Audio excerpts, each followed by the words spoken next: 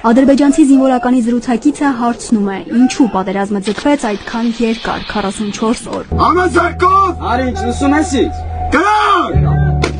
Ադրբեջանցի զինվորականը պատմում է հայկական զինանոցի էֆեկտիվության, հայկական հրետանու փայլուն աշխատանքի մասին։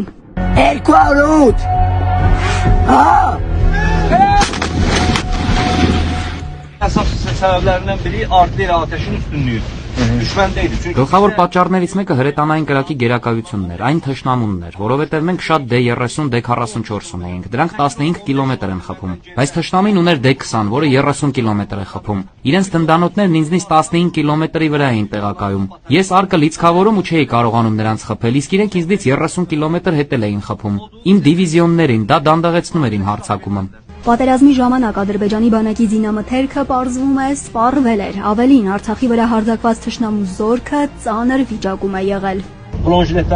Զրահաբաճկոնները, սաղավարտները չէին բավականացնում, իսկ զինամթերքը սպառվել էր 2 շաբաթում։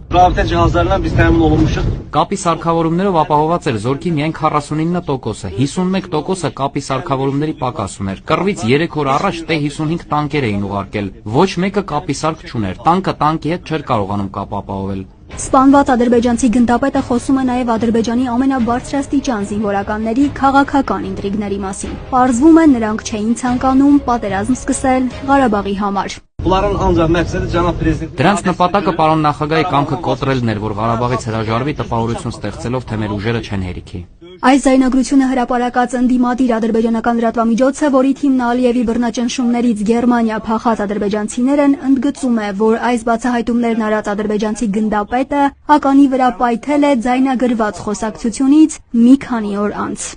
Անի Ավետյան, ժամը լրատվական։